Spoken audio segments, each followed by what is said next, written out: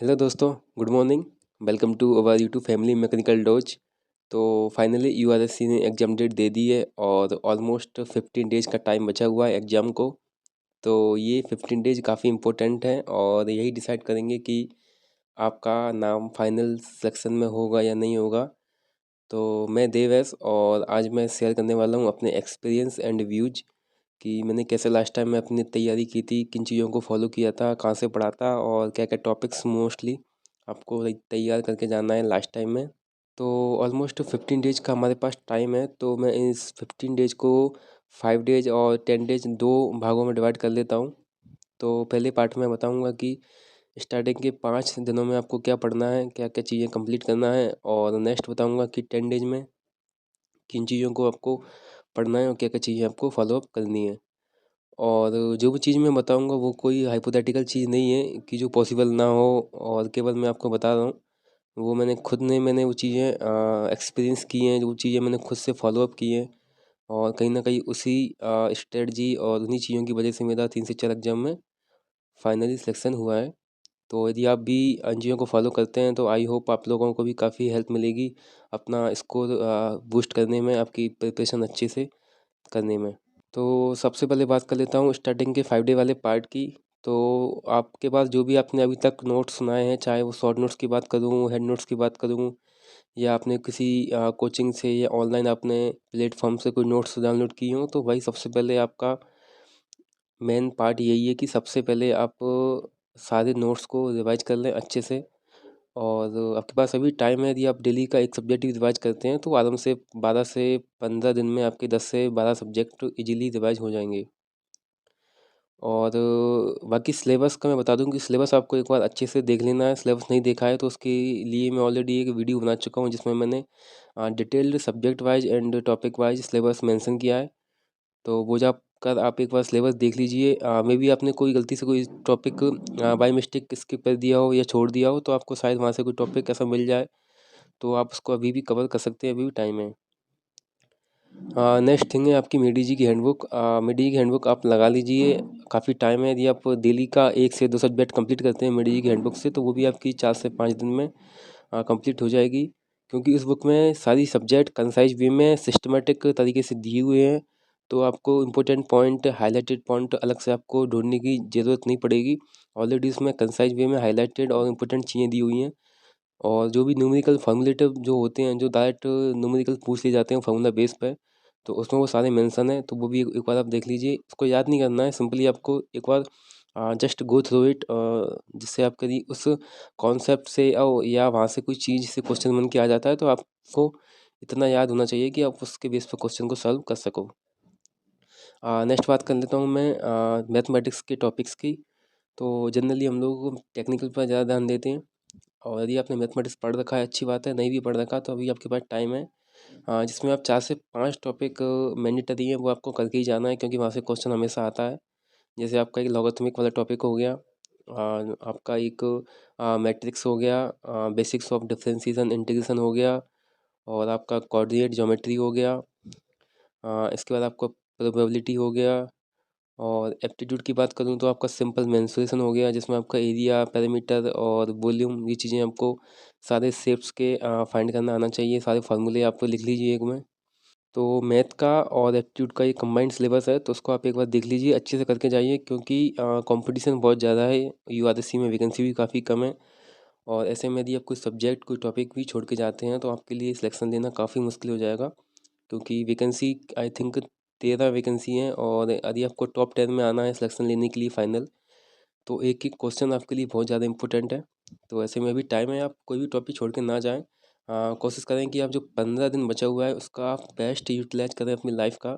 यदि आपको अपने गोल को, आपके एम को और आपकी ड्रीम जॉब आपको पाना है, तो क्योंकि यही 15 दिन आपके लिए बेस्ट रहेंगे आपकी लाइफ के। और आई थिंक यूआरएससी के एग्ज़ाम के बाद अब कोई एग्ज़ाम बचा भी नहीं है इस रो में।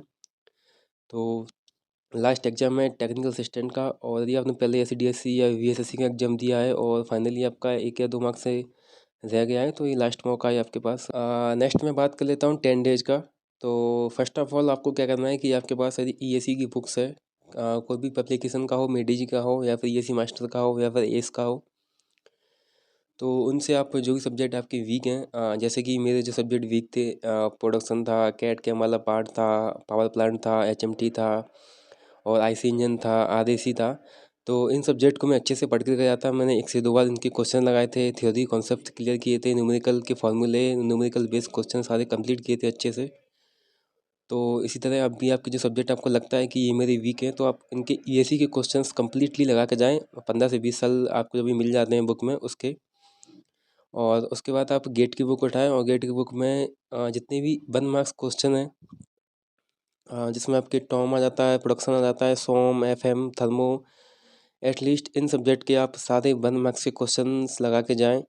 यदि कोई क्वेश्चन बहुत ज़्यादा कॉम्प्लिकेटेड है न्यूमेरिकल में तो आप स्किप कर सकते हो। बाकी जो थ्योरी क्वेश्चन है 1 मार्क्स के, वो तो आपको अच्छे से लगा के जाने हैं। और 1 मार्क्स में जो भी ऐसे न्यूमेरिकल हैं जो डायरेक्ट फार्मूले बेस उन्होंने यूज किया है, तो उसको भी आपको लगा कर जाना है और प्रैक्टिस भी करना है साथ में न्यूमेरिकल्स की। देन आप एक साइंटिस्ट की बुक आती है इसरो में, जो साइंटिस्ट के एग्जाम होते हैं, उस बुक में आपको बता देता हूँ। तो ये बुक है साइंटिस्ट पोस्ट की, जिसमें 10 से 15 सेट जो अभी तक एग्जाम हुए हैं डीआरडी और इसरो के मैकेनिकल की। तो ये बुक आप ऑनलाइन ऑर्डर कर सकते हैं या जैसा भी आपके पास मिलती है पीडीएफ, ऑनलाइन ऑफलाइन जैसा भी आप अरेंज कर सकते हैं। तो इस बुक के आप डेली का एक सेट लगाना आज से स्टार्ट कर दें, जिससे आप एट द एंड 10 से 15 सेट आराम से आप इजीली कंप्लीट कर पाएंगे। और इसमें काफ़ी चीज़ें अच्छी दी हुई हैं, काफ़ी टॉपिक्स ऐसे हैं जो शायद हम स्पेशल नहीं पढ़ते हैं, लेकिन इस क्वेश्चन की बुक की प्रैक्टिस करेंगे तो अपने सारे टॉपिक्स ऐसे हैं जो इनडायरेक्टली कवर हो जाएंगे। और कुछ थ्योरी क्वेश्चंस कभी कभी यहाँ से कॉपी पेस्ट आपको सेम मिल जाएंगे, सेम कॉन्सेप्ट भी आपको इन बुक से देखने को मिल जाएगा। और बाकी शायद इसमें कुछ क्वेश्चंस मैथमेटिक्स के ऐसे हैं जो काफ़ी कॉम्प्लिकेटेड हैं, क्योंकि जो गेट लेवल के हैं, तो आप उनको स्किप कर सकते हैं। और लास्ट है कि इसके अलावा एक बुक और आती है टीए की, टेक्निकल असिस्टेंट पोस्ट के लिए स्पेशल। उसमें भी सिमिलरली जो भी टेक्निकल असिस्टेंट के एग्जाम हुए हैं डिफरेंट यूनिट के, एलपीएससी, यूआरएससी, वीएसएससी, एसटीएससी, तो उसके भी 10 से 12 सेट उसमें ऑलरेडी दिए हुए हैं। तो वो भी बुक आप कहीं से अरेंज कर लीजिए और उस बुक्स के भी आप डेली आज से एक सेट स्टार्ट कर दें लगाना। तो इस टाइप की बुक आती है टेक्निकल असिस्टेंट पोस्ट के लिए, आपको डिफरेंट ब्रांचेस में मिल जाएगी। ये मेरे पास बाई सिटी की थी जो मैंने ऑनलाइन मंगाई थी। तो इसकी भी आप डेली प्रैक्टिस करें। तो ये प्रैक्टिस आप जितना करेंगे एमसीक्यू की, क्वेश्चंस की, न्यूमेरिकल की, तो उतना ही आपके लिए इफेक्टिव रहेगा वहाँ पर जाके क्वेश्चंस को सॉल्व करना। तो यही सारी चीज़ें हैं जो आपको फॉलोअप करना है। और बाकी यदि आप टाइम को मैनेज कर सकते हैं, जैसे मैंने आपको 5 डेज और 10 डेज में कन्वर्ट किया, तो आप अपने हिसाब से भी इसको कन्वर्ट कर सकते हैं। आप चाहें तो उसको 7 डेज में कन्वर्ट करें या फिर 10 डेज 5 डेज में कन्वर्ट करें, जैसा भी आपको कंफर्टेबल लगता है। एट द एंड आपको जो भी मैंने चीज़ें बताई हैं वो आपकी एग्ज़ाम से पहले कंप्लीट होना चाहिए। जैसे कि आपका handbook revision, hand notes revision, GATE ESC के most important questions, scientist post की प्रीवियस ईयर क्वेश्चन और रिसोर्स टेक्निकल असिस्टेंट के questions. And most important thing कि आप लास्ट में वीएसएससी और एसडीएससी के जो एग्जाम हुए थे, उनके पेपर आप एक बार सॉल्व करके जाएं, उसके अच्छे से एनालिसिस करें। यदि आपके पास उसका एग्जाम पेपर नहीं है तो मैं वो पेपर अपने टेलीग्राम ग्रुप में सेंड कर दूंगा, तो वहाँ से आप पेपर डाउनलोड करके एनालिसिस कर सकते हैं और उस पेपर को सॉल्व करें टाइम के हिसाब से, जिससे आपका टाइम मैनेजमेंट भी अच्छा हो जाएगा और न्यूमेरिकल किस टाइप्स के आते हैं और आपकी क्या स्पीड है, आपको इतना उसका एक अच्छा खासा आइडिया मिल जाएगा। तो बस इतना ही काफ़ी है आज के लिए। और आई थिंक यदि आप इतना एफर्ट लगाते हैं, अपनी मेहनत करते हैं, क्योंकि 15 दिन काफ़ी टाइम होता है, यदि आप डेली 10 से 12 घंटे इनपुट देते हैं तो कहीं ना कहीं आपको आपका रिजल्ट बोलेगा, आपकी मेहनत बोलेगी रिजल्ट के टाइम पर। और आई थिंक आपको मेहनत करना चाहिए, क्योंकि लास्ट के 15 days I think most important time होता है, मोस्ट प्रीसियस टाइम हम बोल सकते हैं किसी भी कैंडिडेट के लिए जो एग्जाम की तैयारी करता है। और बाकी कोई भी डाउट आपको आता है किसी सब्जेक्ट में पर्टिकुलर या फिर किसी टॉपिक में कि किस टाइप से क्वेश्चन लगाना है, या आपको कोई टॉपिक के क्वेश्चंस नहीं मिलते हैं, तो आप मुझे बता सकते हैं, बाकी मैं अरेंज कर दूंगा क्वेश्चंस। और कोई भी डाउट होता है तो आप पूछ सकते हैं। तो अच्छे से तैयारी करें और all the best. Thank you.